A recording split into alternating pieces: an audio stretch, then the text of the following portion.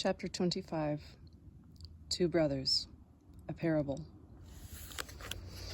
Once upon a time lived a couple that for many years had no children. When they were well on in age, the wife bore twin boys, two brothers. The labor was difficult, and shortly after childbirth, their mother passed on to the next world. Their father hired wet nurses and tried to bring up his children as best as he could, and he managed indeed for nigh on 14 years.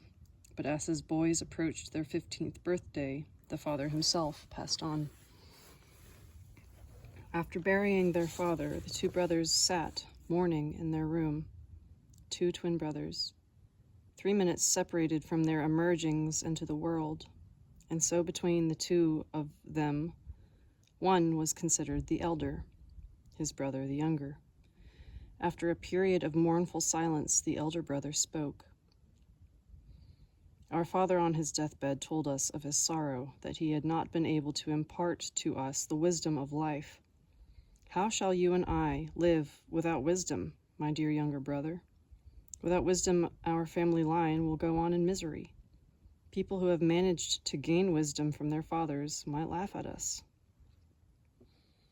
Do not be sad, said the younger to his elder brother. You spend a good deal of time in reverie. Perchance time will afford you the opportunity in your reverie to learn wisdom too. I shall do everything you say.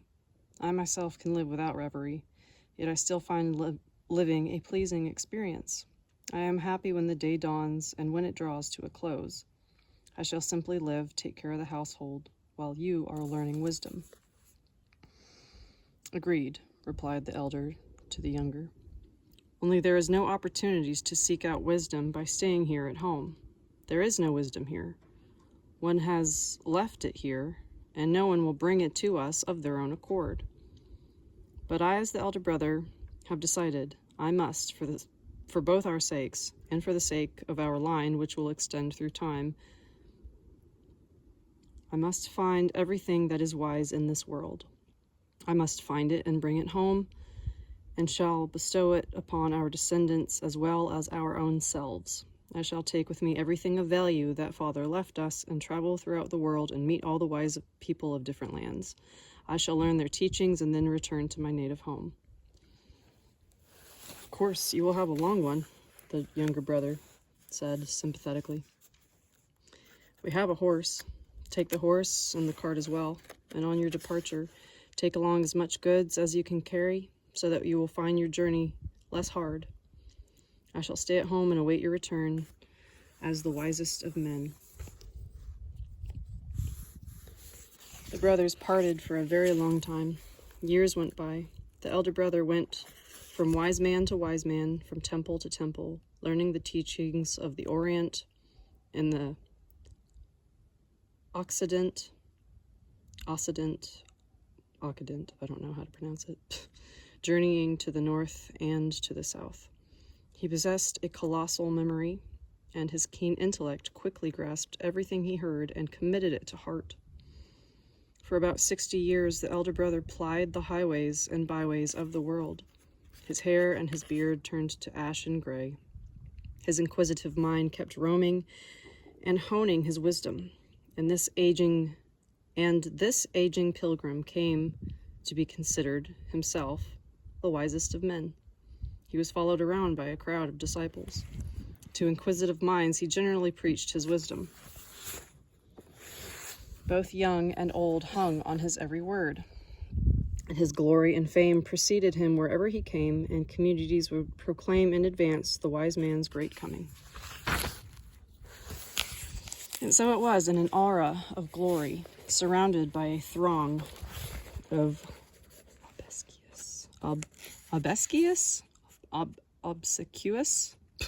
disciples, that the aging wise man drew nearer and nearer to the village where he was born, in the house which he had left 60 years ago, as before as a youth of 15. All the people of the village turned out to greet him, and the younger brother, showing similar signs of gray, ran toward him rejoicing, and bowed his head before his learned brother. And he whispered with gladsome tenderness, "Bless me, O my learned brother. Come into our home. I shall wash your feet after your long journey. Come into our home, my wise brother, and take your rest."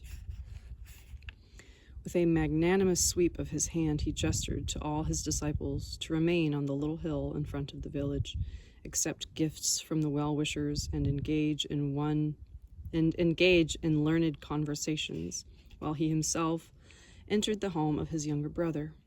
The wise man, like an aging dignitary, sat down wearily at the table in the spacious upper room, and the younger brother began washing his feet with warm water and listening to what his learned brother had to say. And the wise man began speaking to him as follows. "I have fulfilled my duty. I have learned the teachings of the great wise men of the earth, and I have created teachings of my own. I shall not stay long at home. Now, to impart what I have learned to others, that is my part. But since I promised to bring my wisdom home, I shall fulfill my promise and sojourn a day or two with you. During this extent of time, my dear younger brother, I shall impart to you the wisest pearls of truth in the world. Here is the first. All people should live in a splendid garden."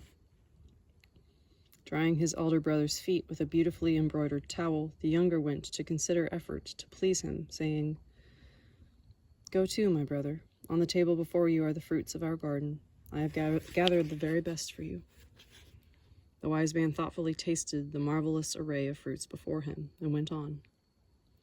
"Every man living on the earth should cultivate his own family tree. When he dies, the tree will remain as a good memorial for his descendants. It will purify the air with its leaves, so that his descendants will be better able to breathe. We should be able to breathe good air." The younger brother began to show signs of haste and effort and said, "Forgive me, my wise brother. I forgot to open the window so that you can have a breath of fresh air." Whereupon he drew open the window and went on, "Here, breathe the air of our 2 cedar trees. I planted them a year after you left. I planted them the year you left. I dug a hole with my spade for one of the saplings. For the other I used the spade you played with when we were youngsters. The wise man thoughtfully gazed at the trees and then intoned, "Love is a grand feeling. Not everybody is handed the opportunity to live his life with love. And there is a grand wisdom. Each of us should strive every day for love." "Ah, how wise you are, my dear brother," exclaimed the younger. "You have learnt such great wisdom. I am embarrassed in your presence. Forgive me. I have not even introduced you to my wife."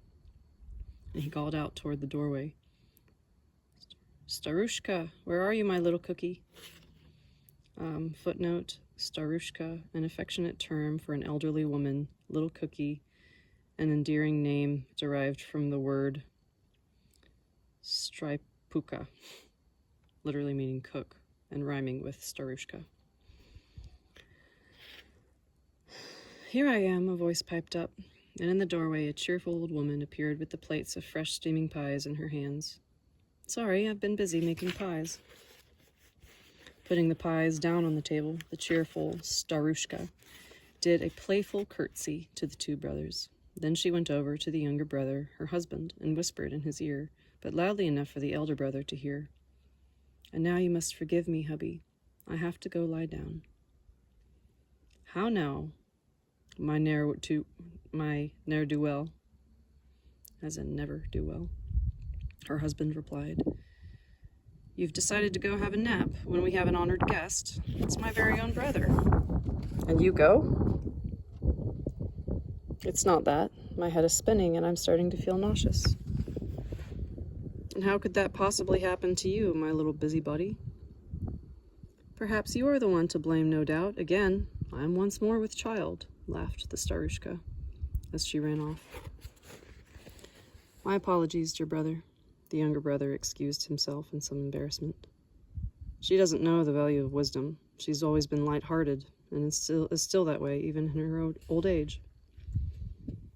The wise man's thoughtful moments became increasingly longer. His reverie was broken by the sound of children's voices. The wise man heard them and said, "Every man should strive to learn great wisdom, to learn how to raise children that will be happy and righteous." "Tell me, learned brother, I long to make my children and grandchildren happy. You see, my noisy little grandchildren have just come in." 2 boys, no older than 6, and a little girl of about 4 were standing in the doorway and quarreling amongst themselves. In an attempt to soothe things out, the gray-haired younger brother hastened to them to say, "Quickly, tell me what all the fuss is about, my noisy ones. You're interfering with our conversation." "Oh," the smaller boy exclaimed, "it seems our one grandpa has become 2.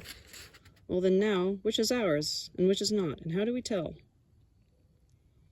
"Here's our grandpakin sitting right here, isn't it clear?" piped up the little girl, running over to the younger brother, putting her cheek against his leg, tussling his beard, and prattling.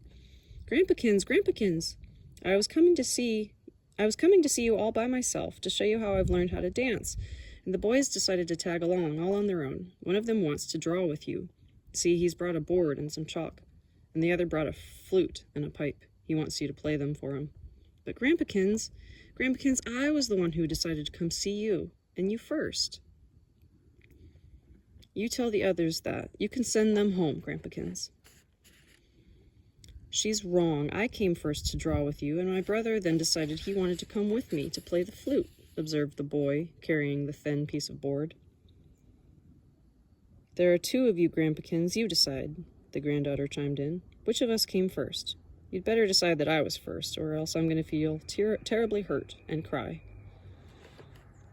The wise man smiled sadly at the youngsters. He furrowed his brow, working out a response in his mind, but said nothing. The younger brother became flustered and decided to cut short the ensuing pause. He took the flute out of his grandson's hands, and without stopping to think, said, "We don't have any cause for quarrel here. Dance, my pretty little jumper, and I shall accompany your dance on the flute. My dear little musician will accompany me on the pipe. And you, my dear little artist, draw what the sounds of the music you are drawing, and draw the ballerina doing her dance. And now everybody to their tasks. Look to it, lads."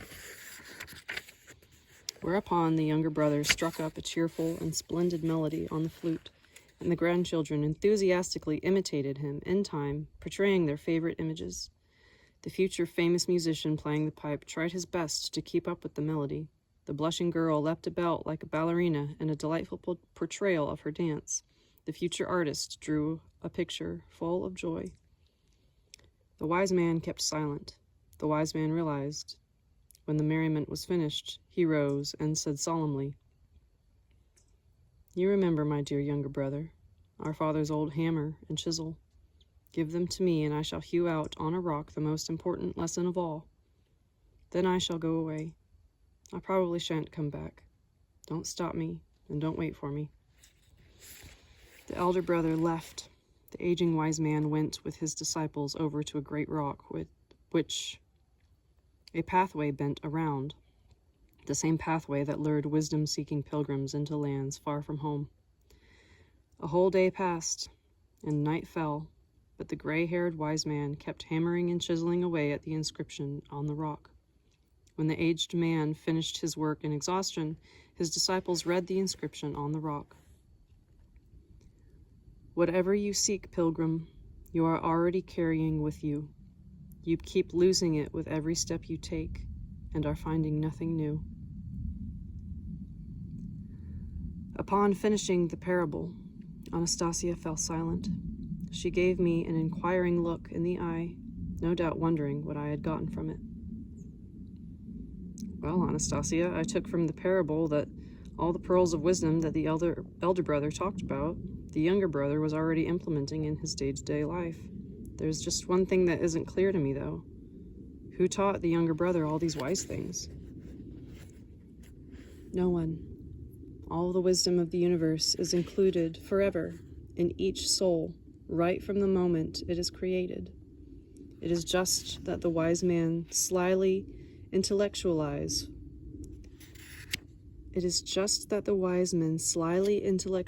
for their own interests. and thereby lead people away from the most important thing. From the most important thing? What is the most important thing?